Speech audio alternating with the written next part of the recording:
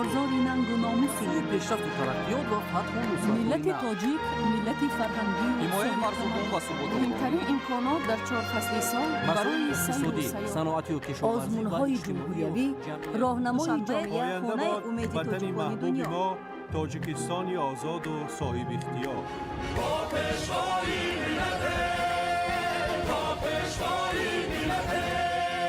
دوست باشید، اتفاق باشید، شکرانه همین دولت کنید، شکرانه همین سرزمین کنید، شکرانه کنید که چنین وطن عزیز و محبوب دارید.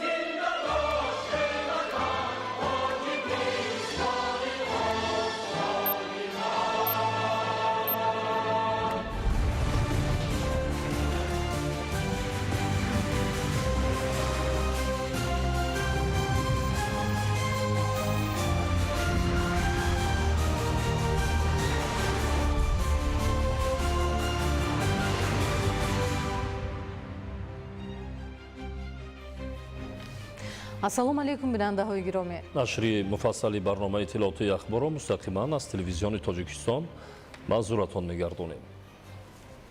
имрӯз президенти ҷумҳурии тоҷикистон пешвои миллат муҳтарам эмомалӣ раҳмон фиристодаи махсуси президенти иёлоти муттаҳидаи амрико дар осиёи ҷанубӣ ва марказӣ Серҷио Горро ба ҳузур пазируфтанд.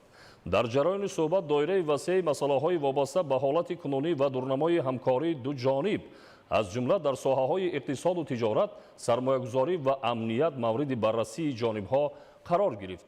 дар ин зимн ба раванди татбиқи мувофиқаҳои дар қолаби Осиёи марказӣ иёлоти муттаҳидаи амрико S5-1 ба даст омада таваҷҷӯҳи алоҳида зоҳир карда шуд. пешвои миллат ҳамзамон алоқамандии тоҷикистонро ба рушду тавсияи робитаҳо бо иёлоти муттаҳидаи амрико дар ин ва дигар самтҳои барои тарафҳо судманд таъкид намуданд. зикр гардид ки иёлоти муттаҳидаи амрико имрӯз дар қатори панҷгонаи шарикони сармоягузори тоҷикистон қарор дорад. президенти ҷумҳурии тоҷикистон дар роҳи рушду тавсияи ҳамкорӣ аҳамияти истифодаи имкониятҳо дар доираи созишномаи чорчӯбавӣ оид ба савдо ва сармоягузориро таъкид намуданд. бо ишора ба зарфиятҳои мавҷудаи тоҷикистон дар соҳаҳои гидроэнергетика, истихроҷ ва коркарди маъданҳо, саноати сабук, хӯрокворӣ, кимиё, дорусозӣ, таҳкими ҳамкории амалии минбаъда дар ин соҳаҳо ба манфиати дуҷониб дониста шуд. рушди зеҳни сунъӣ, инфрасохтори рақамӣ ва рақамикунонии иқтисод, таъсиси корхонаҳои коркарди маҳсулоти кишоварзӣ барои содирот ва ҷалби сармоя дар ин заминаҳо аз ҷумлаи бахшҳои ояндадори ҳамкории ду кишвар арзёбӣ гардид. ҷонибҳо дар робита ба идомаи ҳамкориҳои талошҳои мақомоти дахлдор оид ба татбиқи ин ва дигар ҳадафҳои мавриди манфиатҳои муштарак ба мувофиқа расиданд. пас аз мулоқот бо президенти ҷумҳурии тоҷикистон пешвои миллат муҳтарам эмомалӣ раҳмон фиристодаи махсуси президенти иёлоти муттаҳидаи амрико дар осиёи ҷанубӣ ва марказӣ Серҷио Гор андешаҳояшро ба хабарнигорон чунин баён дошт. It's a pleasure to be here in Dushanbe. روزتون بخیر باشد. برای من باعث خوشنودی است در جمهوری تاجیکستان قرار داشتم. باری نخست است که به کشور شما آمدم. همچون فرستاده مخصوصی پرزیدنت آمریکا برای منطقه آسیای جنوبی و مرکزی می‌خواستم پیامی روبر کشورمون رسانم. ما طول همین سفر دو روزه خود امکان داشتیم که با روبرت کشور از جمله خود به واسطه جنوبی عالی صحبت خیلی مفید داشتیم. جمهوری تاجیکستان و ایالات متحده آمریکا مشترکاتی خیلی زیادی دارند، علل خصوص در بابت تامین امنیت، مبارزه بر ضد تروریسم و دیگر ظهورات نامطلوب و ما می‌خواستیم قید کنیم که همکاری من بعد خود را با جنوبی تاجیکستان دوام خواهیم داد. و می‌خواستم این چنین قدردانی جانبی ما را اظهار نمایم و عرض سپاس جناب پرزیدنت ترامپ رو با رهبری کشور تاجیکستان محترم جناب عالی محترم امامعلی رحمان بابت آوردن صلح به این کشور و منطقه ки сулҳ ва осуиштагӣ солҳои дароз аст ки дар ин ҷо яъне барпо шудааст ва мо аз он пазироӣ менамоем ва мо имконоти хеле зиёдро дар ин ҷо мушоҳида кардем алабсус дар бахши рушди иқтисод ва ман ҳадаф дорам ки доираҳои соҳибкории амрикоро даъват намоям ки бештар ба тоҷикистон оянд ва аз имконоти ки дар ин ҷо мавҷуд аст бо самар барои фоидаи ҳар ду ҷониб ҳам амрико ва тоҷикистон истифода баранд. Бештаре ки ҷаноби олӣ президенти ҷумҳурии тоҷикистон ба Вашингтон соли гузашта сафар карданд ва риштаи ҳамкорӣ зери роҳбарии он кас боз ҳам қавитар гарда истодааст ва мо дар ин ҷо мехостем боз ҳам фаъолтар бошем. and taking this relationship to a new level.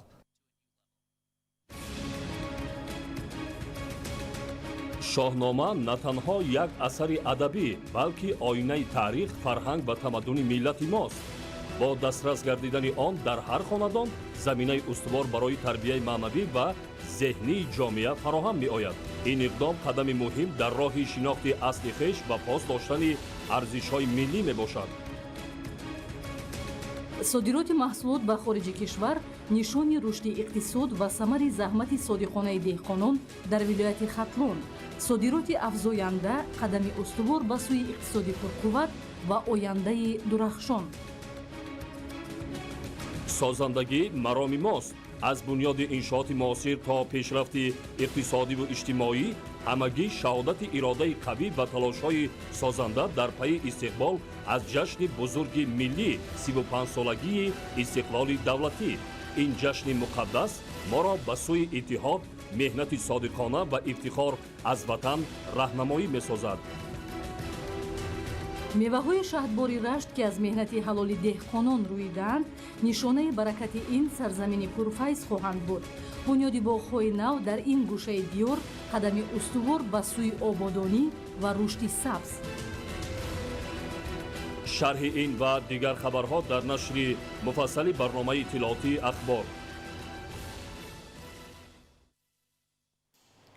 имрӯзҳо дар шароити ҷаҳонишавӣ ва тағйирёбии иқлим бо суръат пеш рафтани ҷомеа, масъалаҳои таҳкими худшиносии миллӣ, баланд бардоштани маърифати сиёсиву ҳуқуқии шаҳрвандон ва эҳтиром ба арзишҳои миллӣ аҳамияти хосаро касб менамояд.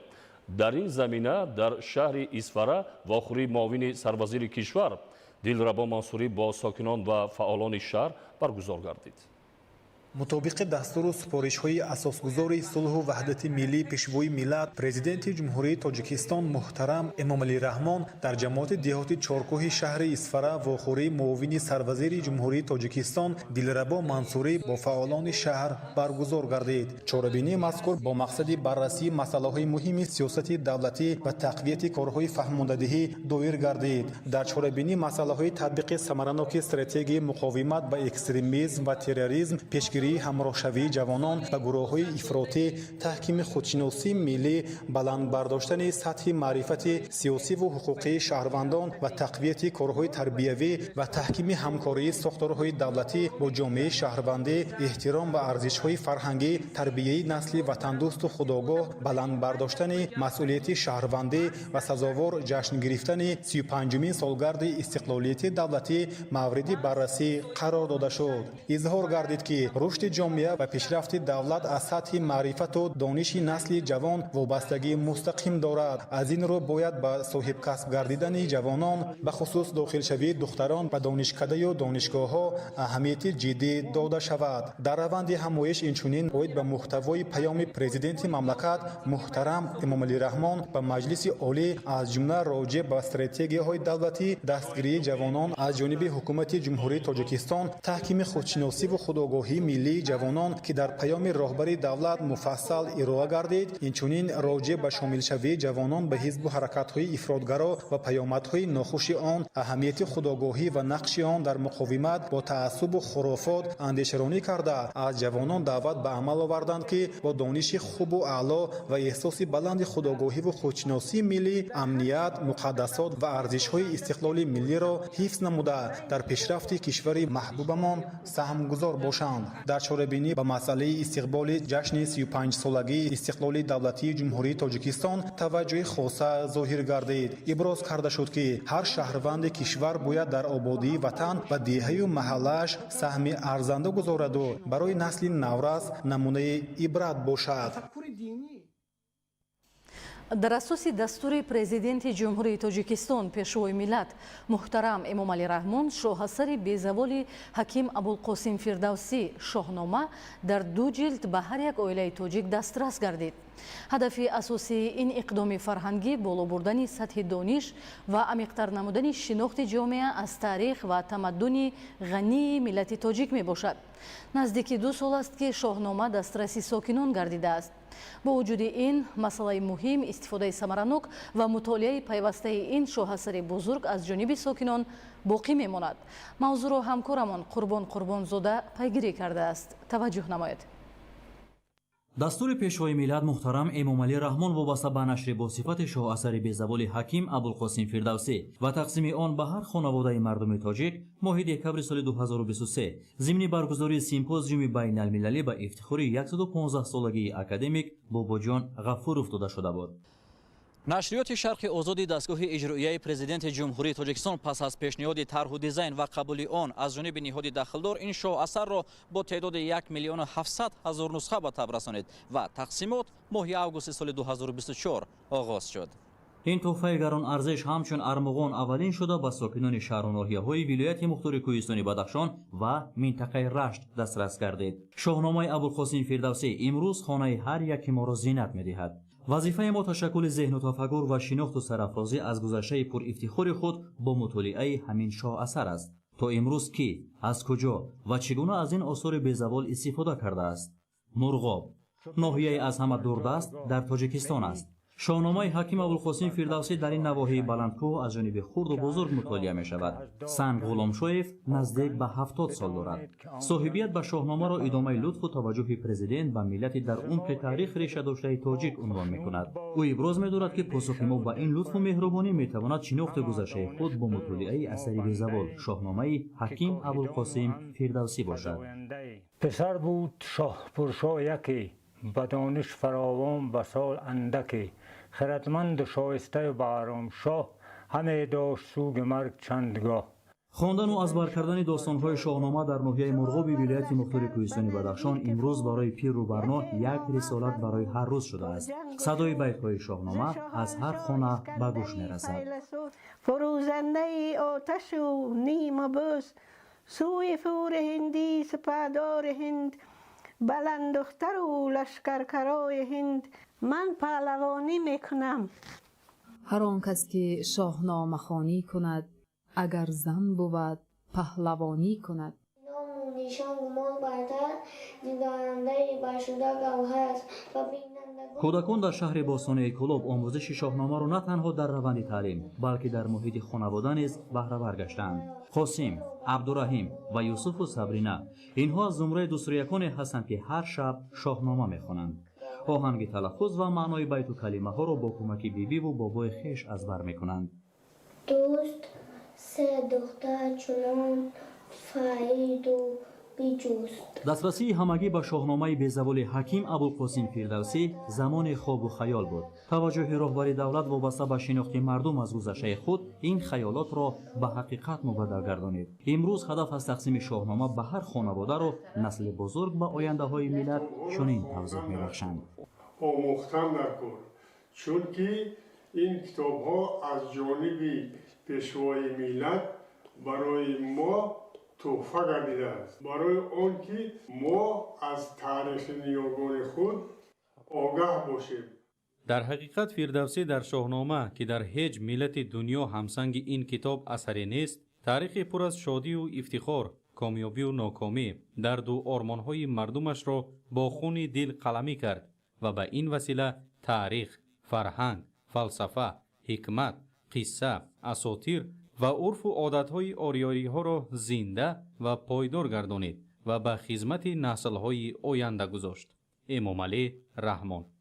зиноҳмони шоҳну гумон бар сар аст, خاننده صنف 4 مکتب اینترنت برای کودکان یتیم و بی‌پرستار شهر سرافشان مقدس محکم و از لحاظ آموزش و قرائت داستان‌های شاهنامه میان خردسالان نمونه عبرت محسوب می‌یابد.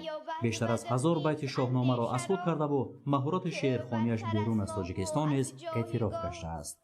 سخن هر چیزی نگوهران بگذرد، نیابد به دهراه و جان و خیرت. خیرت گر سخن برگزیند همه، همان را گزیند که بیند همه.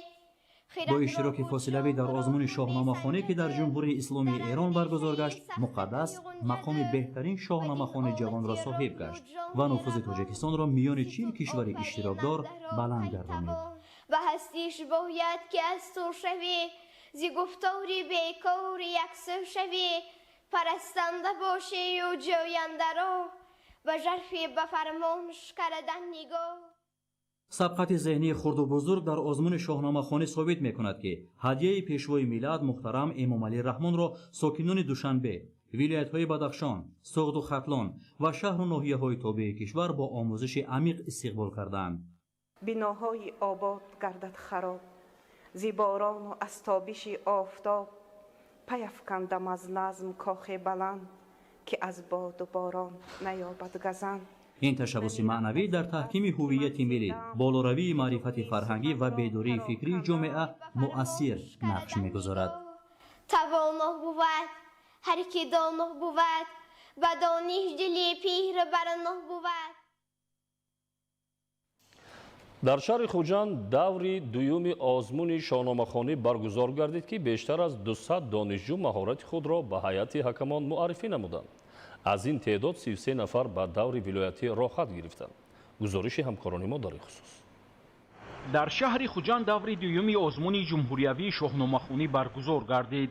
غالبان دوری یکم که بیشتر از 200 نفر را تشکیل می‌دادند، در این مرحله آزمون دانش و مهارت خود را به هیئت حکمان معرفی نمودند. درست و بی‌غلط بودن متن، قابلیت شرح و توضیح اشعار از یاد کرده شده، دانستن زندگینامه ابوالقاسم فردوسی، قرائت افاده‌ناک، ذخیره لغوی، از یاد نمودن بیت‌ها در موضوعهای اخلاقی و وطن‌دوستی، اینچنین دانستن قهرمانان شاهنامه و کارنامه آنها از جمله معیاری بود که در همین اساس از جانب هیئت حکمان به سطح دانش و مهارت اشتراکچیان بهای واقعی داده شد. با تاکید هیئت حکمان، برگزاری آزمون جمهوریوی شاهنامه‌خوانی رویداد مهم فرهنگی و معرفتی برای گرامی داشتی میراث بزرگ ادبی و تاریخی خلق تاجیک، شاهنامه بی‌زوال ابوالقاسم فردوسی به حساب می رود. در دور شهری آزمون 33 نفر اشتراکچیان غالب آمده، آنها به دور ولایتی آزمون راه خط گرفتند. برای برگزار نمودن دور دوم آزمون جمهوریوی شاهنامه‌خوانی در گیمنازیای رقم 1 به نام رحیم جلیل شهر خوجند شرایط مساعد فراهم بود. هدف اساسی برگزاری آزمون جمهوریوی شاهنامه‌خوانی از جانب پرزیدنت جمهوری تاجیکستان پیشوای ملت محترم امامعلی رحمان جلب قشرهای گوناگون جامعه، به خصوص نورسان و جوانان به مطالعه عمیق شاهنامه حکیم ابوالقاسم فردوسی بوده، در بلند برداشتن سطح معرفت ادبی و تحکیم احساس افتخار ملی سهمی بارز دارد. سال اول است که با اقدام بواسطه پیشوای معظم ملت در تمام قلمروی کشور شاهنامه‌خوانی دایر گشته ایستاده است که تمام آموزگاران و خوانندگان گیمنازیای رقم 1 از این خیلی خرسند بوده. در دور مکتبی این آزمون جمهوریوی زیاده از 60 نفر خوانندگان با استعداد اشتراک ورزیدند که 8 نفر آنها به دور شهری راه یافتند. باید یادآور شد که برای آماده شدن به این آزمون شاه اثر بی‌زوال حکیم ابوالقاسم فردوسی شاهنامه با اقدام نیک فرهنگ پرورانه پرزیدنت جمهوری تاجیکستان پیشوای ملت محترم امامعلی رحمان از نو با صفت بلند به نشر رسیده به هر خانواده تاجیکستان تقدیم گردید. 500 بیت از خود نموده به اعضای حکمان استعداد خود را نشان دادم و سزاوار جای نمایان گشتم. باوری کامل دارم که تا دور جمهوریوی اشتراک نموده سزاوار جایهای نمایان می‌گردم. شاهنامه اثری است که دوام بیش از 1000 سال نسل بشر را در روحیه قهرمانی، اخلاق والا، عدالت پروری و وطن دوستی تربیت کرده است. عبدالوهاب عبدالستار، الیاس باباجان، شهر خوجند، اخبار. در دوره روزهای فرهنگ جمهوری تاجیکستان در جمهوری بلاروس روزهای کینوی تاجیک و نمایش عکس‌ها آغاز گردید. در این روزها 3 فیلم هنری تاجیک در تلاش حقیقت، زندگی زیباست و پیروهای خشم به نمایش گذاشته می‌شوند. جزئیات بیشتر در گزارش نوبتی.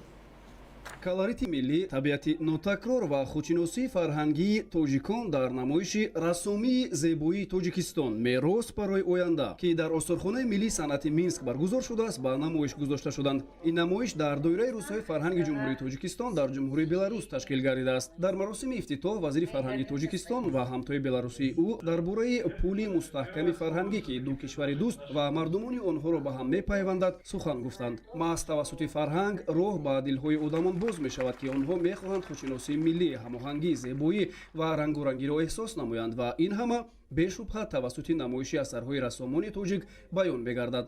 дар намоиш тақрибан 40 асари рассомони Тоҷикистон пешниҳод шуданд, ки арзишҳои миллӣ, табиати нодир ва худшиносии мардуми тоҷикро инъикос мекунад. зиёда аз 40 асари рассомони шинохтаи тоҷик ба маърази тамошо гузошта шудааст, ки зиёда аз асарҳои 24 расом аст инҷо. дар намоиш асарҳое ки бахшида шудааст ба фарҳанги миллии тоҷик, табиати зебои ҷумҳурии Тоҷикистон ва дигар анъанаҳои миллии тоҷикӣ.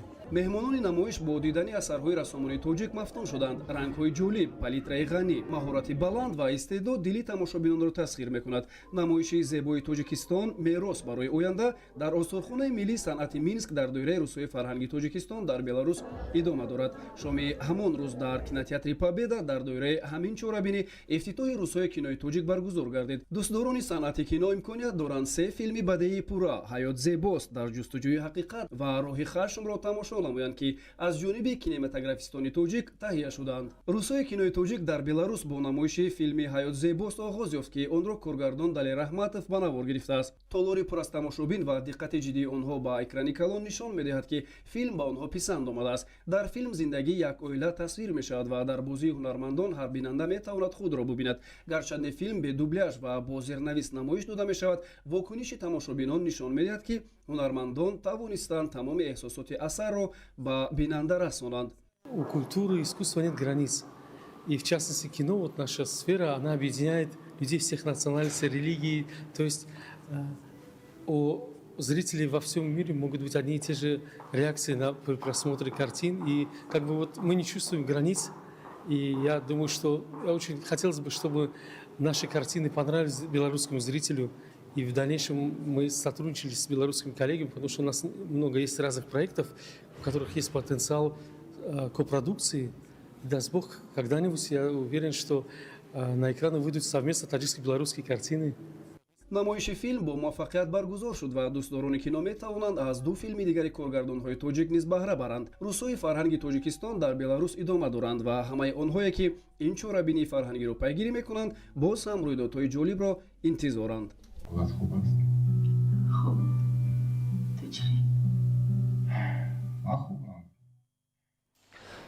идомаи ахбор. طبق اطلاع مسئولین اگنتی صادرات نزد حکومت جمهوری تاجیکستان سال جاری در ولایت ختلان از جانب کارخانه واحد دولتی تاج اگروپرام اکسپورت نزدیک 500 تانه محصولات به خارج کشور صادرات کرده شده است. حالا از شهر و ناحیه‌های ولایت توسط تکنیک‌های کلان بارکش سبزیجات گوناگون کشاورزی صادرات کرده می‌شود. ҳамасола кишоварзони вилояти Хатлон бо андешидани тадбирҳои зарурӣ дар рушд бахшидани соҳа ва таъмини амнияти озуқавории кишвар саҳми муносиб мегузоранд. айни замон дар шаҳру ноҳияҳои минтақа ҷамъоварии чанд номгӯи сабзавоти барвақтӣ идома дошта, дар баробари таъмини бозорҳои дохилӣ ҳамзамон қисмате аз он ба хориҷ аз кишвар содирот карда мешавад.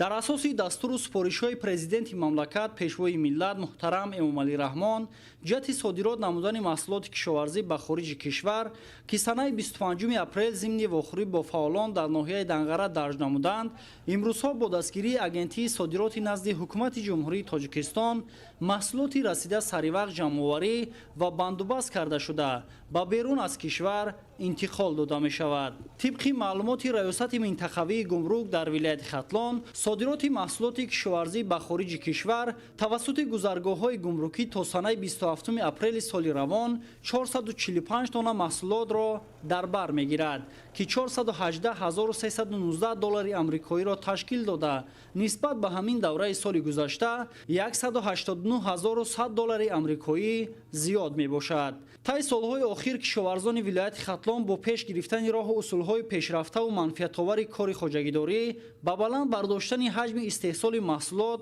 ноил мегарданд, ки ин боис гаштааст ки содирот ба хориҷ аз ҷумҳурӣ бештар гардад. аз ҷумла маҳсулотҳои содиротгардида лаблабӯи сурх, карам, чормағзи заминӣ, сирпиёз ва пиёзи барвақтиро дар бар гирифта аслан ба давлатҳои Россия, Қазоқистон, Афғонистон ва Туркия интиқол дода шудааст. бо мақсади талаф наёфтани маҳсулоти кишоварзӣ корхонаи воҳиди давлатии Тоҷагропромекспорти агентии содиротӣ назди ҳукумати ҷумҳурии Тоҷикистон дар якҷоягӣ бо мақомоти иҷроии ҳокимияти вилояти Хатлон бо хоҷагидори шаҳри ноҳия шартномаи ҳамкорӣ баста маҳсулоти расидаро ба хориҷи кишвар содирот намуда истодаем. то ба имрӯз 445 тонна маҳсулоти кишоварзӣ содирот намудаем ва имрӯз ки пиёзи барвақтӣ ҷамъоварӣ шуда истодааст, содироти онро ҳам ба роҳ монда истодаем. бештари маҳсулотҳои барвақтии имрӯзҳо аз ҳудуди ноҳияҳои Ҷайҳун, Балхӣ, Дӯстӣ, шаҳри Бохтар ва Леваканд содирот гардида, аз фароҳам гардидани чунин имконот хоҷагидорон бо қаноатмандӣ дастранҷи хешро пешниҳоди соҳибкорон менамоянд. айни замон дар ноҳияи Ҷайҳун ҷамъоварии ҳосили пиёзи барвақтӣ ҷараёни тоза дорад. корхонаи воҳиди давлатии Тоҷагропромекспо бо хоҷагидорон шартномаи ҳамкорӣ баста маҳсулоти онҳоро ба хориҷи кишвар содирот намуда истодааст. дар ин шабу рӯз хоҷагидорони ноҳияи Ҷайҳун ба ҷамъоварии пиёзи барвақтӣ машғул гардида бозорҳои дохилиро бо ин маҳсулоти серталабот таъмин намуда истодаанд. соли ҷорӣ дар майдони 8 гектар замин пиёзи барвақтӣ киш кардем, ҳосили хуб ба даст овардем. имрӯз соҳибкорон аз сари замин маҳсулоти моро харидорӣ карданд. тавре мушоҳида мегардад айни ҳол таваҷҷӯҳи содироткунандагон ба пиёзи барвақтӣ бештар буда тавассути ба роҳ мондани шартномаи ҳамкорӣ бо кишоварзон ҳамарӯза маҳсулоти расидаро аз сари замин харидорӣ карда ба кишварҳои ҳамсоя содирот менамоянд. дар ҳудуди ноҳияи Ҷайҳун 1876 гектар пиёз яъне киш карда шудааст. аз ин 1300 гектараш пиёзи барвақтӣ мебошад, ки айни замон омода аст ки аз ноҳия ба ҷумҳуриву вилоят яъне ки содирот шавад. аз сари ҳар як гектари пиёзи имрӯза мо 400 сентнер ба ҳисоб рафта то имрӯз зиёда аз 7000 тонна мо содирот намудаем. бо назардошти имконоту имтиёзҳои пешбининамудаи ҳукумати мамлакат дар самти содироти ҳама гуна маҳсулоти соҳаи кишоварзӣ хоҷагидорони шаҳру ноҳияҳои вилояти Хатлон пурмаҳсул меҳнат карда бо истеҳсоли маҳсулоти тару тозаи кишоварзӣ дар ғанӣ гардонидани бозорҳои истеъмолӣ саҳми арзанда хоҳанд гузошт. Маҳмараҷаб Абдуллозода, Искандари Саид, вилояти Хатлон, Ахбор. бо мақсади истифодаи самараноки замин ва таъмини фаровонии маҳсулоти кишоварзӣ ба саҳмдорони хоҷагиҳои деҳқонии ноҳияи Данғара 11292 гектар замини корамёбӣ вобаста гардидааст. деҳқонон аз ин қитъаҳои замин истифодаи мақсаднок намуда барои афзоиши истеҳсоли маҳсулоти кишоварзӣ саҳми назаррас мегузоранд. таваҷҷӯҳ намоед ба гузориши навбатӣ. дар шароити дигаргуншавии иқлим ин усули парвариш бартарии зиёд дорад. аз ин рӯ сол аз сол хоҷагидорон майдони кишташро васеътар менамоянд. бо истифода аз ин усули муосир дар ноҳияи Данғара майдони кишти пунбадона ба 3000 гектар расонида мешавад, ки дар майдонҳо аллакай сабзиши ниҳолҳо таъмин гаштааст.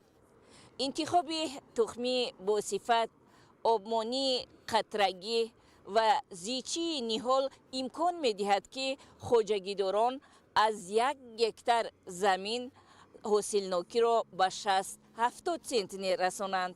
хоҷагиҳои пахтакори ноҳияи имсол мувофиқи дурнамо бояд дар 5300 гектар замин пунбадона кишт намоянд. хоҷагидорон афзалияти зиёд ва маҳсулнокии баланди роҳҳои инноватсионии кишту парвариши ин зироати техникиро ба назар гирифта нисбати соли гузашта бо ин усул 600 гектар зиёд пунбадона кишт намудаанд. имрӯз боигарии асосии давлат замин дар ихтиёри деҳқон аст.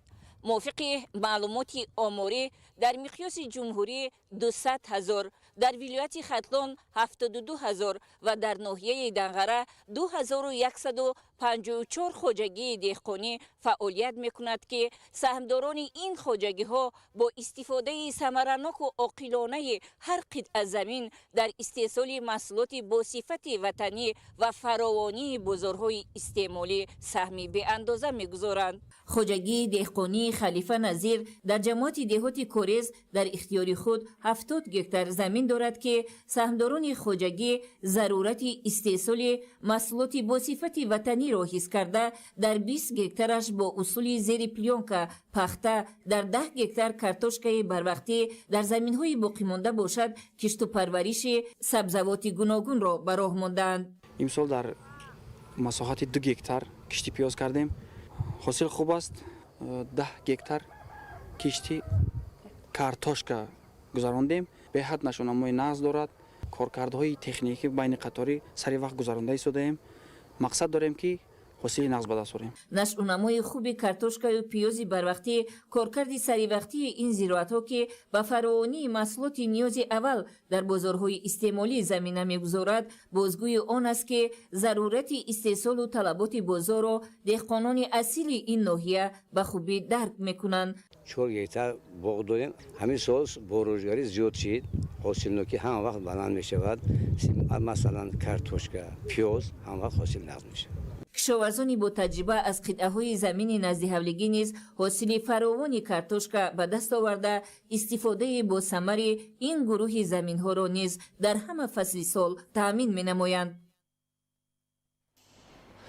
ҳамдам давлатмаҳмадов сокини ноҳияи рӯшони вилояти мухтори кӯҳистони бадахшон дар масоҳати 2 гектар гармхонаҳо бунёд намуда фаъолияти самаранокро ба роҳ мондааст. ҳоло дар 2 гармхона парвариши ниҳолҳо ба таври мунтаззам ба роҳ монда шуда ҳамзамон кишти сабзавоти барвақтӣ дар гармхонаи калон оғоз гардидааст. бо дар назардошти пешбурди рӯзгори оилавӣ таъмини талаботи бозор бо маҳсулоти кишоварзӣ бахусус сабзавот бунёди гармхонаҳо дар шароити иқлими бадахшон хеле самараноку манфиатнок арзёбӣ мегарданд. ин аст ки имрӯз бисёре аз хоҷагидорон дар пешбурди соҳаи кишоварзӣ камари ҳиммат баста баҳри расидан ба ҳадафи стратегии мамлакат таъмини амнияти озуқаворӣ саъю талош намуда истодаанд. заҳмати совдилона истифодаи оқилонаи замин дар асоси усулҳои муосири агротехникӣ имконият дод дар гармхона ҳамасола ҳаҷми кишти маҳсулот зиёд шуда натиҷааш самараи хубро ба бор оварда истодааст. айни ҳол дар гармхонаҳо кӯчати ниҳол хуб ба роҳ монда шуда барои кишт дар гармхонаи калон омода карда шуданд. гармхонаҳое ки мо дар онҳо фаъолият мекунем гармхонаҳои мавсумӣ мебошанд ва дар моҳҳои баҳорӣ то фасли тирамоҳ дар он парвариши сабзавоти тару тоза ба роҳ монда мешавад. ин хоҷагидор ҳалакаи зиёда аз 7 сол боз бо гармхонаҳо сару кор дорад. бо гузашти муддати начандон тӯлонӣ маҳсулоти гармхона бозоргир гашт, зеро аз ҷиҳати экологӣ тоза ва бе истифодаи нуриҳои минералӣ мебошанд. айни ҳол дар гармхона парвариши кабудӣ хеле хуб роҳандозӣ шуда қисми зиёди кабудӣ ба бозори шаҳри хорӯх ва бозорҳои ноҳия ба фурӯш бароварда шуд. маҳсулоти гармхонаҳо дар ноҳияи рӯшон ва бозори шаҳри хорӯх шӯҳрат пайдо намуда харидорони худро доранд. гармхонаҳои ин сабзавоткор бо риояи ҳамаи меъёрҳои агротехникӣ муҷаҳҳаз гардонда шудааст. таҷрибаҳо собит сохтанд ки бо ташкили гармхонаҳои хурд ва оқилона ба роҳ мондани парвариши сабзавот метавонад ҳам манфиати хуби иқтисодӣ бардошту ҳам ба таъсиси ҷойҳои нави корӣ муваффақ шуд. моҳираи тоҳир, муборакшоҳи рустам, ноҳияи рӯшон, ахбор. дар ноҳияҳои рашт ва нуробод майдони боғҳои интенсивӣ 22 гектарро ташкил медиҳад. ин боғҳо асосан аз ҳисоби ҷамъияти дорои масъулияти маҳдуди пайванд бунёд шуданд ки то дар оянда содироти мева ба роҳ монда шавад. гузориш дар ин хусус. ҳадафи бунёди боғҳои интенсивӣ дар ноҳияҳои рашт ва нуробод амалӣ шудани барномаҳои рушди соҳаи боғдорӣ марҳила ба марҳила, зиёд намудани истеҳсоли меваҳои хусифат дар шароити минтақаҳои баландкӯҳ, бадинвасила ноил шудан ба содироти ватанӣ мебошад. аз ҷумла дар мавзеи навдонаки ноҳияи рашт масоҳати боғи интенсивӣ зиёда аз 10 гектарро ташкил намуда, дар натиҷаи дуруст ба роҳ мондани қоидаҳои агротехникӣ, нарм кардани бехи дарахтон ва дар муҳлати пешбинишуда додани обу ғизои иловагӣ, нашъунамои ниҳолон дар ҳолати хуб қарор дорад. қисмати 12 километраи боғи интенсивӣ дар мавзеи сариқоши ноҳияи нуробод аз ҳисоби заминҳои ҳосили дарёи Сурхоб дар партави дастур ва ҳидоятҳои президенти ҷумҳурии Тоҷикистон, пешвои миллат муҳтарам Эмомалӣ Раҳмон бобати азхудкунии заминҳои бекорхобида ва афзоиши истеҳсоли меваҳои содиротӣ бунёд шуданд. дар раванди барномаи рушди соҳаи боғдорӣ барои афзоиши истеҳсоли меваҳои хусифат дар ин замина муҳайё намудани ҷойҳои нави корӣ дар ноҳияҳои рашту нуробод марҳила ба марҳила масоҳати боғҳои интенсивӣ меафзояд. зеро дар шароити иқлими кӯҳистон бунёди боғҳои интенсивӣ самараи хуб медиҳад, чунки ҳосилнокӣ хеле ҳам зиёд буда, ниҳолон дар муҳлати кӯтоҳ ба ҳосилдиҳӣ шурӯъ карданд. дар шафати боғи интенсивӣ боғбонон даҳҳо намуди ниҳолони ороишиву сояфканро парвариш намуда истоданд, ки нашъунамои дарахтон дар шароити маҳал хеле ҳам хуб мебошад. ба гуфти мутахассисон, рушди соҳаи парвариши ниҳолони ороишиву сояфкан дар оянда метавонад манфиати иқтисодӣ оварад. аз ҳама муҳим рушди соҳаи боғдорӣ дар ноҳияҳои кӯҳистон шароит муҳайё месозад, то садҳо нафар шаҳрвандони деҳот соҳиби ҷойи корӣ шуда, истеҳсоли меваҳои хусифати содиротӣ боз ҳам афзояд. идигули маҳмуд, додарҷони мирзозода, барои барномаи ахбор аз минтақаи рашт. сари вақт ҷамъоварии коркард, пешниҳоди маълумот ва замина гузоштан дар рушди рақамикунонии соҳаи кишоварзӣ аз бисёр ҷиҳат ба базаи мустаҳками техникӣ вобаста аст. ин навбат бо дастгириҳои ҳукумати ҷумҳурии Тоҷикистон ба раёсатҳо, шуъбаву бахшҳои кишоварзии шаҳру ноҳияҳои тобеи ҷумҳурӣ, компютер ва дигар таҷҳизоти зарурӣ дастрас гардид. низоми иттилоотии идоракунии кишоварзӣ платформаи муосири рақамӣ буда, он барои ҷамъоварӣ, таҳлил ва идоракунии маълумотҳои соҳаи кишоварзӣ пешбинӣ гардидааст. ин низом имкон медиҳад, ки маълумотҳои саҳроӣ, моҳворавӣ ва оморҳои кишоварзӣ дар як низоми ягона муттаҳид гардида барои қабули қарорҳои самаранок ва саривақтӣ истифода бурда шаванд. бо назардошти саривақт ҷамъоварӣ, коркард, пешниҳоди маълумот ва замина гузоштан дар рушди рақамикунонии соҳаи кишоварзӣ ба раёсатҳо, шуъбаву бахшҳои кишоварзии шаҳру ноҳияҳои тобеи ҷумҳурӣ бо назардошти талаботашон, ки аз тарафи Вазорати кишоварзии ҷумҳурии Тоҷикистон муайян гардидааст, бо дастгирии ҳукумати ҷумҳурии Тоҷикистон аз тарафи муассисаи давлатии рушди соҳибкорӣ дар соҳаи кишоварзӣ 30 адад ноутбук, 31 адад компютер ва дигар таҷҳизотҳои зарурӣ супорида шуданд. ин бори аввал нест, аллакай мо барои шаҳру ноҳияҳои вилояти Хатлон, раёсатҳои кишоварзӣ 27 шаҳру ноҳияе ки дар он ҷо раёсат ва бахшҳои кишоварзӣ фаъолият мекунанд, онҳоро бо компютер, бо стабилизатор, бо ноутбукҳо таъмин намудем. ҳама ин барои он равона гардидааст, ки рафти ёки рушд додани самти рақамикунониро дар ҷумҳурӣ вусъат бахшем. чунин дастгириҳо барои шаҳру ноҳияҳои вилояти Суғ низ дар назар дошта шудааст ва ҳама ин имконият медиҳад, ки мо таъмини амнияти озуқавориро дар кишвар, яъне ки шаффоф нишон диҳем. зимни дастрас намудани таҷҳизот, намояндагони Вазорати кишоварзии ҷумҳурии Тоҷикистон таъкид намуданд, ки бо дастгирии ҳамешагӣ ва таваҷҷӯҳи хосаи президенти ҷумҳурии Тоҷикистон, пешвои миллат муҳтарам Эмомалӣ Раҳмон, соҳаи кишоварзӣ рушди устувор дошта, афзоиши ҳаҷми истеҳсоли маҳсулоти ватанӣ ва фаровонии бозорҳои истеъмолӣ таъмин гардида истодааст. дар фарҷом зикр гардид, ки чунин иқдомҳо метавонад барои рушди босуботи соҳаи кишоварзӣ ва таъмини амнияти озуқаворӣ дар минтақа заминаи мусоид фароҳам оварад.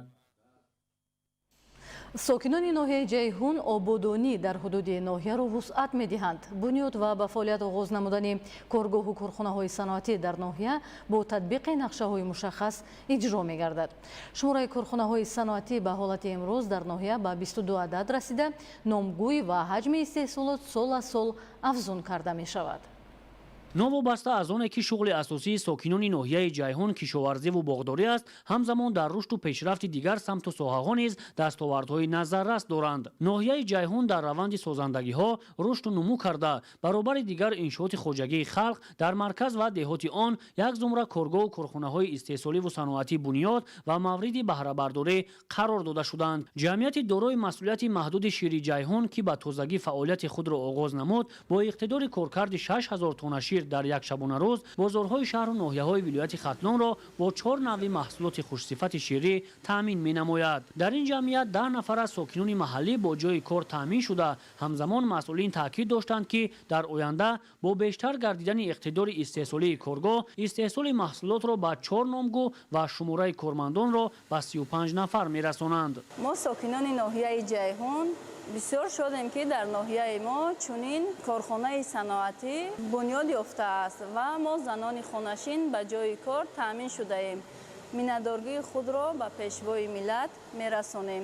бо дастгирии онҳо чунин корхонаҳо ташкил шудааст. минтақаи озоди иқтисодии 5 яке аз минтақаҳои озоди иқтисодии амалкунанда дар ҷумҳурии Тоҷикистон ба ҳисоб рафта, он дар ҷануби кишвар дар ноҳияи ҷайҳуни вилояти хатлон ҷойгир аст ва тавассути ҷалби сармояи хориҷиву дохилӣ, истеҳсоли маҳсулоти ватанӣ дар рушди савдои байналмилалӣ ва ҷалби сармоя нақши муҳими стратегӣ дорад.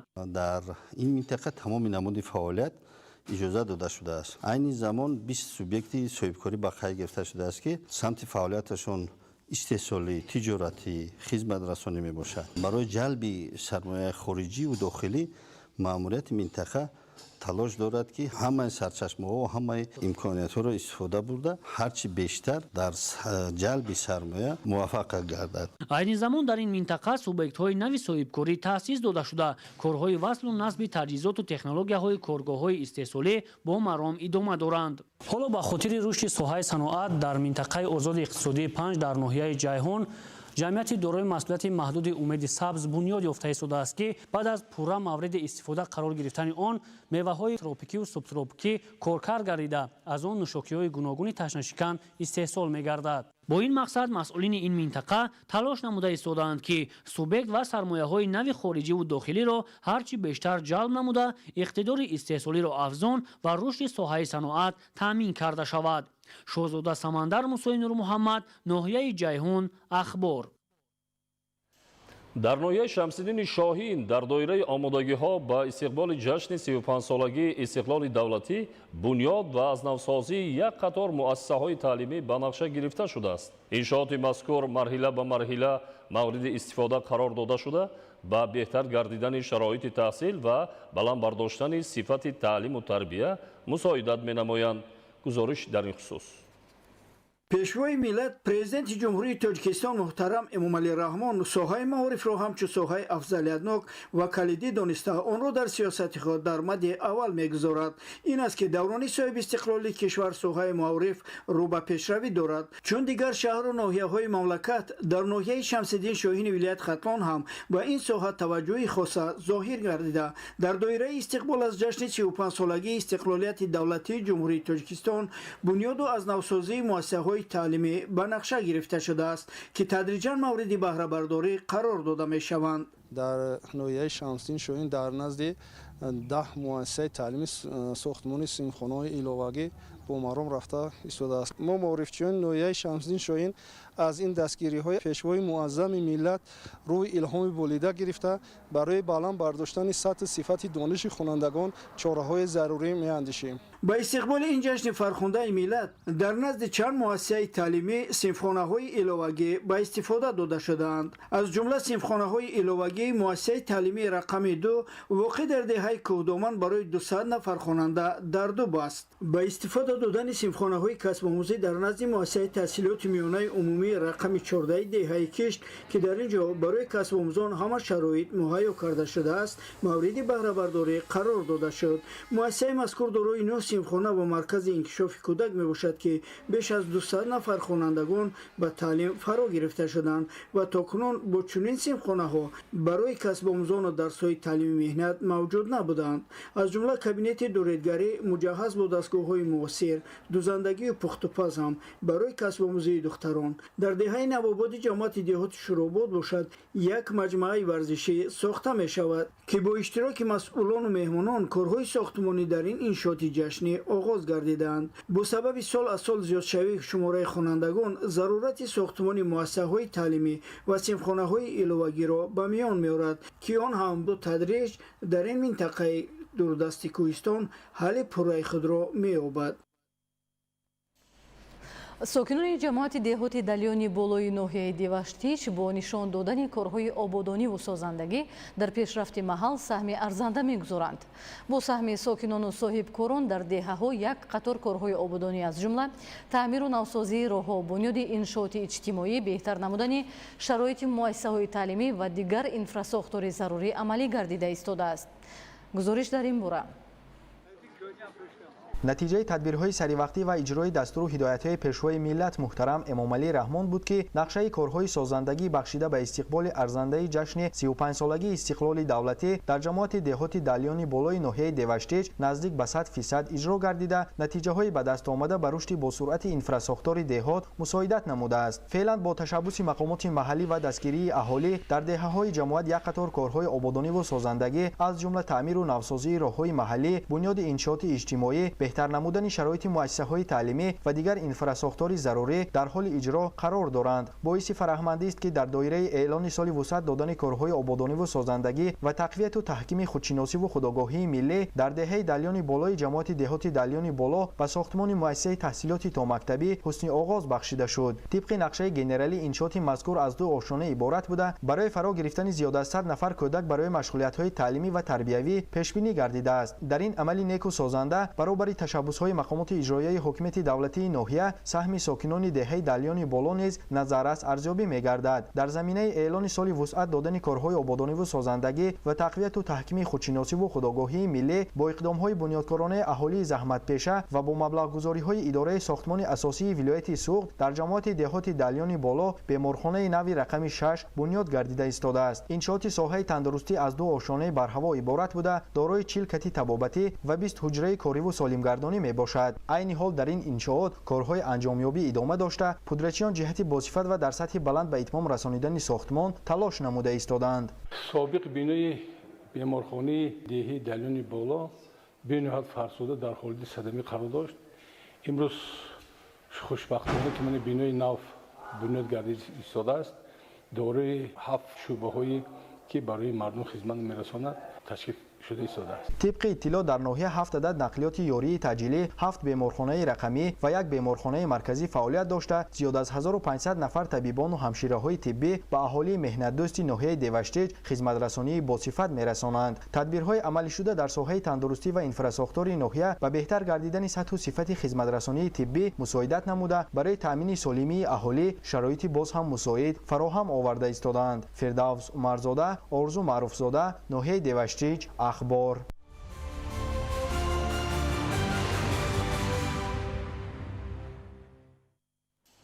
در شهر ترسونزاده در دایره کارهای آبادانی و سازندگی و با استقبال جشن 35 سالگی استقلال دولتی زیاده از 300,000 گل و بوته‌های آرایشی شنانیده می شود. هدف از این اقدام باز هم زیبا و نظربا گرداندن کوچه و خیابان‌ها و باغ و گلگشت‌ها می باشد.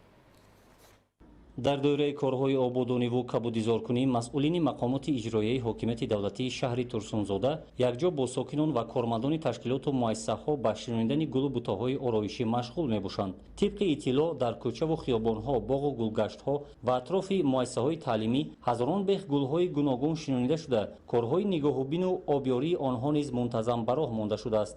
همچنین مسئولین در گرمخانه‌ها گل و بوته‌های گوناگون آرایشی را پرورش می‌نمایند. هدف از این اقدام زیبا و دلربا گردانیدن سیمای شهر و فراهم آوردن محیط مساعد اکولوژی میباشد. мавсими гулшинонӣ сар шуд. То имрӯз зиёда аз 10,000 гулҳои мавсимӣ мо шинондем.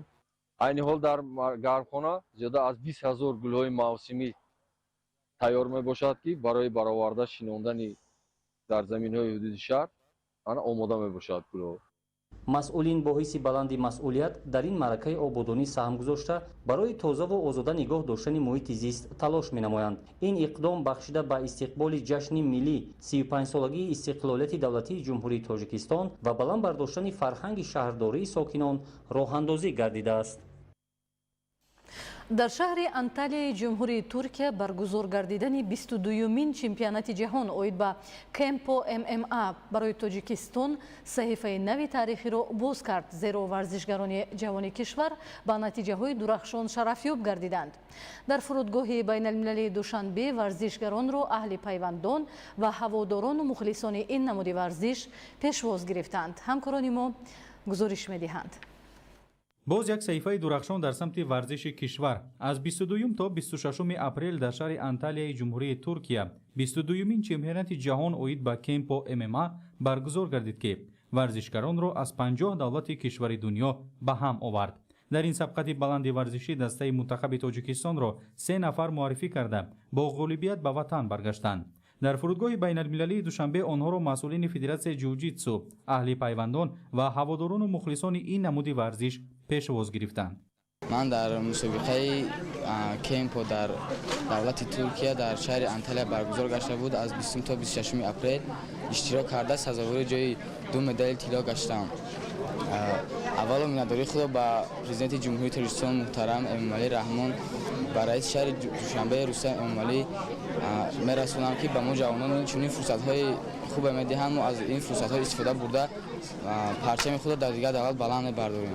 боиси хушнудист ки ба хазинаи варзишии кишвар дар маҷмӯъ 4 медал, аз ҷумла 3 медали тилло ва 1 медали нуқра ворид гардид ки ин дар тарихи намуди варзиши кемпо мма саҳифаи нави тарихиро боз намуд. қурбонзода алишер байни наврасони то 15 сола дар вазни то 70 килограмм якбора 2 медали тилло, яке аз рӯи равияи сабмишн ги ва дигаре аз рӯи равияи фул кемпо ба даст овард. қурбонзода руслан бошад дар вазни то 75 килограмм аз рӯи равияи фул кемпо медали тилло ва аз рӯи равияи сабмишн ги медали нуқраро соҳиб гашт.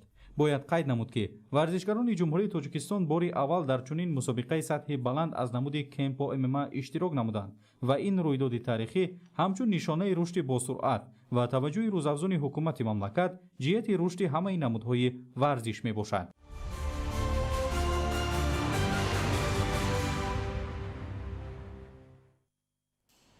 бесозии вазъи соҳаҳои иқтисоди миллӣ бо истифодаи самараноки захираву иқтидорҳои молиявӣ, истеҳсолӣ ва табиии кишвар тақозои замон аст ки дар ҷумҳурии тоҷикистон бо таваҷҷӯҳи бевоситаи президенти ҷумҳурии тоҷикистон пешвои миллат муҳтарам эмомалӣ раҳмон аз рӯи сиёсати самаранок хоса татбиқи барнома ва нақшаҳои ҳадафноки рушд амалӣ мешавад. инак даҳумин форуми идоракунии интернети осиёи марказӣ дар шаҳри душанбе баргузор гардид. шарҳи фахриддини муҳаммадюсуф ва баҳодури истам. майдони фаррохи мубодилаи таҷриба. иқдоми тоҷикистон баҳри ҳамгироӣ бо натиҷаҳои назаррас. инак марҳилаи муаррифии ҳадафҳо боз бо пешсафии кишвари мо амалӣ мегардад. даҳумин форуми идоракунии интернети осиёи марказӣ таҳти унвони роҳи абрешими рақамӣ дар шаҳри душанбе мутахассисони ҳирфаӣ ва коршиносони соҳавиро ба ҳам овард. По индексу внедрения RPKI, это индекс безопасности маршрутизации интернета, Таджикистан уже стал не только первым в регионе, он первый, пожалуй, во всех странах постсоветского пространства. И это очень радует.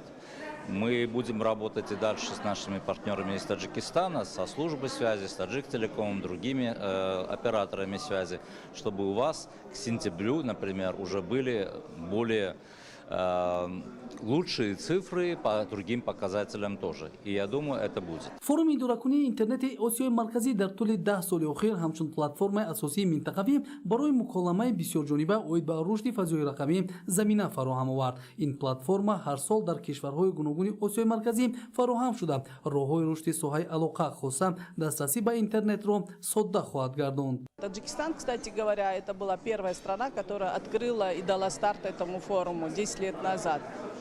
Я хотела бы сказать, что интернет сейчас стал не просто инструментом получения информации, это стало основой экономики развития наших стран центральноазиатских. Почему важно, чтобы мы уделяли внимание теперь не только вопросам доступа к интернету, но и скорости интернета, и технологические возможности, которые сейчас жизненно необходимы. форуми идоракунии интернети осиёи марказӣ дар тоҷикистон бо сабаби релифи кӯҳӣ ва мавқеи ҷуғрофии хос, аҳамияти стратегии лаҳзаи кунунӣ ва ҳам ҳадафи муштараки кишварҳои минтақаро инъикос намуда, эҷоди экосистемаи рақамии устувор, бехатар ва фарогир, чун зарурати дастрасӣ ба интернет барои ҳар як шаҳрванд ба миён гузошта шуд. ҳамин форум шароити мусоиде ба миён меорад ки мо дар ҳаллу баррасии мушкилиҳои ҷойдошта татбиқи минбаъдаи ин самт ҳамкориҳоро рушд бахшида ва хусусан дар минтақаҳои тоҷикистон татбиқу ҳарчи зудтар амалисозии хатҳои нахии нурии интернетиро густариш бахшем. инак тадбири навбатӣ дар самти баландбардоштани сатҳу сифати фаъолият ва имконоти техникӣ, системаи алоқа ва технологияҳои рақамӣ бо тарҳи навтарин аз рӯи нақшаи мукаммал. дар асоси барномаи форум бартараф кардани нобаробарии рақамӣ ва таъмини пайвастагии устувор дар минтақаҳои дурдаст, ҷараёни фаромарзии маълумот ва ҳифзи маълумоти шахсӣ, истифодаи зеҳни сунъӣ барои рушди устувор ва устувории киберӣ ва муқовимат ба таҳдидҳои нави амнияти рақамӣ муҳим дониста шуд. ин тадбир аз ҷониби хадамоти алоқаи назди ҳукумати ҷумҳурии Тоҷикистон, котиботи идоракунии интернети Созмони Милали Муттаҳид ва Корпораtsияи Миллии ҳуқуқӣ муштарак роҳандозӣ гардид. бояд гуфт ки то имрӯз маҷмӯан интернет дар ҷумҳурӣ аз ҷониби 6 ширкати хизматрасониҳои алоқаи мобилӣ ва зиёда аз 20 ширкати хизматрасониҳои алоқаи нуқилӣ таъмин мегардад. солҳои рушди иқтисодии рақамӣ ва инноватсия бо дар назардошти равандҳои инноватсионӣ ва истифодаи ҳамаҷонибаи имкониятҳои технологияҳои рақамӣ дар иқтисодиёт ҳадафи нав аз соли 2025 то соли 2030 эълон гардидааст. ин аст ки тадбири навбатӣ дар пайравӣ ба ин иқдом дастрасиро ба интернет, ташкили хатҳои алоқаи байналмилалии алтернативӣ бо эътимод ва ҷумҳуриро ба минтақаи фаъоли транзитӣ табдил хоҳад дод. Фахриддин Муҳаммадюсуф, Баҳодуристан, Ахбор. ҳамасола 28 апрел рӯзи умумии ҷаҳонии ҳифзи меҳнат таҷлил мегардад. таҷлили рӯзи умумии ҷаҳонии ҳифзи меҳнат дар вазорати меҳнат, муҳоҷират ва шуғли аҳолӣ нишонаи арҷгузорӣ ба меҳнати инсон буда барои таҳкими рӯҳияи ҳамбастагии эҳтиром ба арзишҳои меҳнатӣ ва боло бурдани фарҳанги меҳнат дар ҷомеа заминаи мусоид фароҳам меорад. ҳамкорони мо гузориш медиҳанд. ҳамасола рӯзи умумиҷаҳонии ҳифзи меҳнат ба як мавзӯи муҳим бахшида мешавад.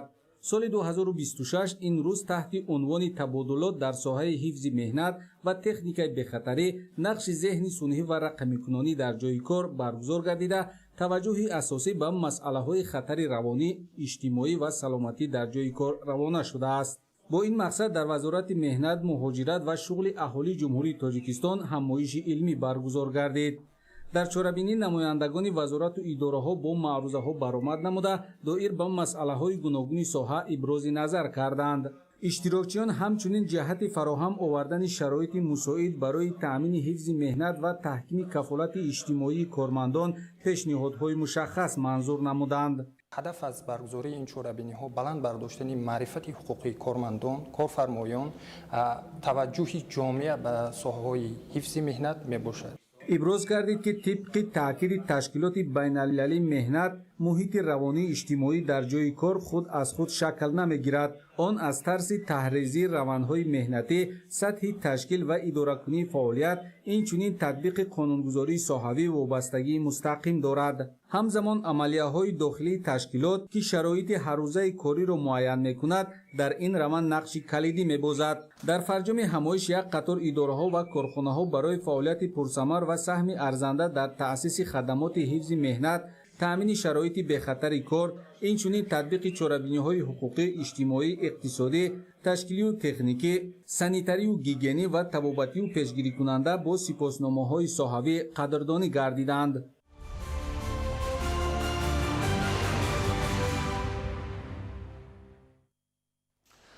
дар шароити кунунӣ дунё расидан ба қадри истиқлоли давлатӣ, муттаҳидӣ ва тарбияи наврасон дар рӯҳияи хештаншиносӣ шарти асосӣ барои доштани зиндагии пурсаодат маҳсуб меёбад. ин нуқта зимни чорабинӣ дар ноҳияи Лахш аз ҷониби кормандони прокуратураи генералии ҷумҳурии Тоҷикистон иброз гардид. гузориш дар ин хусус. тезонидани раванди корҳои саҳроӣ, заминагузорӣ барои истеҳсоли неъматҳои моддӣ, таҳкими корҳои ободонӣ, бо дастовардҳои баланд истиқбол гирифтани 35-солагии истиқлоли давлатӣ ва ҳифзи дастовардҳо метавонад саодатро дар зиндагии ҳар фард афзун гардонад. ин нуқта зимни чорабинӣ дар ноҳияи Лахш аз ҷониби кормандони прокуратураи генералии ҷумҳурии Тоҷикистон гуфта шуд. иҷрои корҳои саҳроӣ, истифодаи имкониятҳои иловагии табиӣ, баланд бардоштани самаранокии замин ва кам кардани вобастагии оила аз бозор аз нишондодҳои асосии паёми президенти ҷумҳурии Тоҷикистон пешвои миллат муҳтарам Эмомалӣ Раҳмон ба Маҷлиси олӣ бармеояд. бо назардошти ҳамин, сокинони ноҳияи Лахш дастуру супоришҳои роҳбари давлатро сармашқи фаъолият қарор дода, ҳамарӯза дар пешбурди корҳои ободонию созандагӣ ва гузарондани кишт муваффақияти худро афзун мекунанд. ҳамчунин аз ҷониби кормандони прокуратураи генералии ҷумҳурии Тоҷикистон стратегияи пешгирии экстремизм ва терроризм дар ҷумҳурии Тоҷикистон барои давраи то соли 2040 ва нақшаи чорабиниҳои амалисозии он барои солҳои 2026-2030 тавзеҳ дода шуд. зимни ҷамъомад дар ноҳияи Лахш гуфта шуд ки дар шароити дигаргуншавии вазъи геополитикии ҷаҳон расидан ба қадри истиқлоли давлатӣ, тарбияи наврасон дар рӯҳияи хештаншиносӣ, муттаҳидӣ дар атрофи сиёсати роҳбари давлат ва саҳмгузорӣ дар ободии диёр аз беҳтарин василаҳои доштани зиндагии пурсаодат маҳсуб меёбад. бо мақсади баланд бардоштани саводнокии молиявӣ ва дастгирии шахсони дорои имконияти маҳдуд аз ҷониби бонки сармоягузорӣ ва қарзии Тоҷикистон ба 3 муассисаи иҷтимоии шаҳрҳои Хуҷанд ва Исфара 70 нусха китоб тақдим гардид. ин иқдом имконият фароҳам меорад ки хонандагон тавассути мутолиа бо усулҳои пешбурди фаъолияти молиявӣ, ташкили истеҳсолот, пасандозгузорӣ ва густариши самтҳои соҳибкорӣ бештар ошно шаванд. ҷамъияти саҳомии пӯшидаи бонки сармоягузорӣ ва қарзии Тоҷикистон дар баробари пешниҳоди хизматрасонии сатҳи баланд ба мизоҷон барои дар самтҳои мухталиф пеш бурдани фаъолияти корӣ, истифода аз имкониятҳои мавҷуда, баланд бардоштани саводнокии молиявӣ тадбирҳо амалӣ менамояд. ин навбат бо мақсади дастгирии шахсони беноиашон суст ки дар муассисаҳои иҷтимоӣ кору фаъолият доранд ва дар мактаби махсус таҳсил менамоянд, нусхаҳои китоби махсус ки дар он роҳу воситаҳои баланд бардоштани саводнокии молиявӣ оварда шудааст, тақдим доштанд. дар муассисаи маркази иҷтимоии тавонбахшии нобиноёни ҷамъияти нобиноёни Тоҷикистон дар шаҳри Хуҷанд имрӯзҳо 30 нафар шахсони биноии сустдошта ба истеҳсоли маҳсулот машғул буда китобҳои саводнокии молиявӣ ки махсус нашр гардидааст ба ҳар яки онҳо тақдим карда шуд. мо аз номи аҳли коллективи ниҳоят ба ташкилкунандагони ин барнома миннатдори хишро баён мекунем, зеро мутолиа кардани чунин брошюраҳо, яъне китобҳое ки доир ба кору фаъолият, доир ба тиҷорат, доир ба харидани маҳсулот, хона, дигар намуди ашёи зиндагӣ кӯмак карда мешавад, мо арзу миннатдори худро баён менамоем. ҳамзамон аз тарафи кормандони бонки сармоягузорӣ ва қарзии Тоҷикистон ва комплекс Кӯдакистон, мактаби махсус барои кӯдакони қувваи босирашон суст ва нобинои шаҳри Хуҷанд китобҳои саводнокии молиявӣ дастрас гардид. саводнокии молиявӣ дар он зоҳир мешавад ки ҳар шахс даромад хароҷоти оилаи худро танзим карда тавонад, яъне пайдо кардани сарчашма ва дарёфти маблағ ё даромад ва танзими хароҷоти рӯзонаи оила. дарёфти маблағ, тартиби харҷи он, пасандоз кардан ё ташкили фаъолияти соҳибкорӣ, истеҳсолӣ ки бояд ба таври нақшавӣ идора карда шавад, ба шахс ва оилаи он бештар фоидаовар мебошад. дар китоби саводнокии молиявӣ ки аз тарафи бонки мазкур ба муассисаи иҷтимоии шаҳри Исфара низ тақдим карда шуд, ҳамин гуна роҳу воситаҳои муҳим оид ба идоракунии маблағ, хароҷот, пасандоз, оғози фаъолияти соҳибкорӣ бо мисолҳо муфассал, роҳҳои муассири пешрафт, нишон дода шудааст. ما از طرف بانک سرمایه‌گذاری و قرضه تاجیکستان امروز به مؤسسه‌های اجتماعی تشریف آوردیم که برای شخصان بیناییششان سست‌تر و اینچنین نابینایان کتاب‌های سوادناکی مولوی برای انکشاف سوادناکی مولوی دسترس نمودیم. از طرف بانک سرمایه‌گذاری و قرضه تاجیکستان در مجموع به 3 مؤسسه‌های اجتماعی شهرهای خوجند و اسفره 70 نسخه کتاب‌های مخصوص برای شخصان قوه بصیرتشان سست و نابینایان تقدیم کرده شد تا آنها توانند در برابر دستگیری و امتیازهای حکومت جمهوری تاجیکستان با مطالعه این کتاب دانش مالیوی خویش را بلند کرده فعالیت خود را در سمت‌های استحصالی تجارتی به راه مانند و با این واسطه سطح زندگی خویش را بهتر سازند.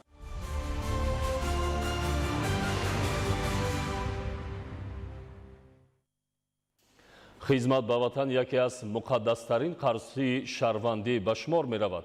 ҷавононе ки ин масъулияти бузургро бо садоқат ва сарбаландӣ адо менамоянд, намунаи ибрат барои дигарон мебошанд.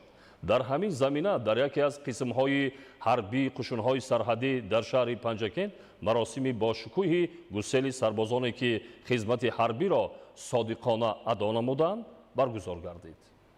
дар қисми ҳарбии қушунҳои сарҳадии кумитаи давлатии амнияти миллии ҷумҳурии тоҷикистон воқеъ дар шаҳри панҷакент маросими бошукӯҳи гусели сарбозоне ки хизмати ҳарбиро бо сарбаландӣ ба анҷом расонданд баргузор гардид. чорабинӣ дар фазои идона ва рӯҳияи баланди ватандӯстӣ доир шуда дар он афсарону сарбозон ва намояндагони мақомоти дахлдор иштирок намуданд. таъкид гардид ки хизмат дар сафи қувваҳои мусаллаҳ барои ҳар як ҷавон мактаби ҷасорат, интизом ва ватандӯстӣ ба ҳисоб меравад. гуфта шуд ки сарбозони имрӯза дар шароити сулҳу суботи кишвар бо ҳисси баланди масъулият хизмати худро адо намуда дар ҳифзи марзу буми ватан саҳми арзандаи худро гузоштанд. таъкид гардид ки ҷавонони сарбаланд бо азму иродаи қавӣ ва садоқат ба ватан аз ӯҳдаи вазифаҳои дар назди онҳо гузошташуда бо сарбаландӣ баромаданд. дар идома дар вазъияти тантанавӣ ба сарбозон сипоснома, ифтихорнома ва аз ҳама муҳим билетҳои ҳарбӣ супорида шуданд.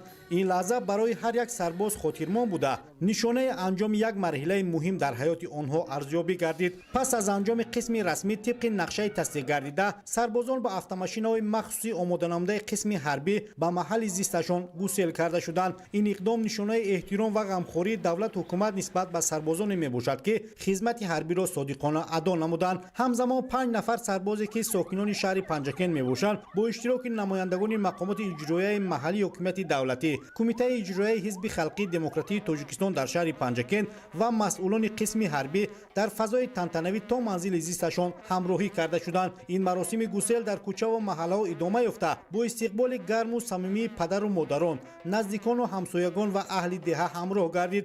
лаҳзаҳои мулоқоти волидан бо фарзандони худ ки пас аз анҷоми хизмати ҳарбӣ ба хона баргаштанд саршор аз эҳсоси самимӣ ва шодӣ буданд. дар ҳамин фазои идона ба падару модароне ки чунин фарзандони содиқу ватандӯстро тарбия намуданд изҳори сипосу миннатдорӣ баён гардида ба онҳо сипосномаҳо ва тӯҳфаҳои хотиравӣ супорида шуданд. ин иқдом ҳамчун нишонаи эҳтиром ба заҳмати волидон ва саҳми онҳо дар тарбияи насли ҷавон арзёбӣ гардид. сарбозоне ки бо сари баланд ба хона бармегарданд имрӯз на танҳо фарзанди хонавода балки ифтихори деҳаву маҳаллаҳа ва намунаи ибрат барои ҷавонони дигар маҳсуб меёбанд. баргузории чунин чорабиниҳои сатҳи баланд пеш аз ҳама барои баланд бардоштани ҳисси ватандӯстӣ, тарбияи насли ҷавон дар роҳияи эҳтиром ба ватан ва қадршиносии хизматчиёни ҳарбӣ аҳамияти хоса дорад. ҳамчунин чунин иқдомҳо боиси таҳкими робитаи ҷомеа бо қувваҳои мусаллаҳ гардида эътимоди мардумро ба артиши миллӣ боз ҳам бештар менамояд. зеро артиш мактаби мардонагӣ буда ҳар як ҷавонро ба шахси масъул бо интизом ва ватандӯст табдил медиҳад.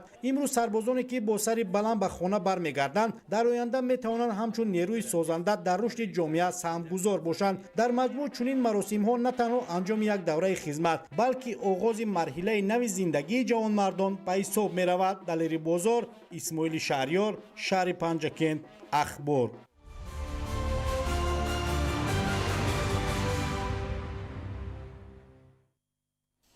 бинандаҳои азиз, ин буд нашри муфассали барномаи иттилоотии ахбор.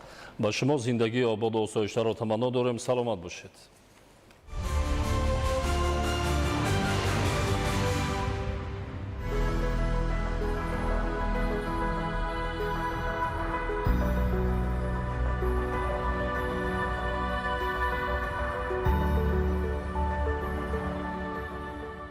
Кажется, кто-то здесь слишком уютно устроился. Анализы на кишечные инфекции и паразиты по суперцене в Гемотест.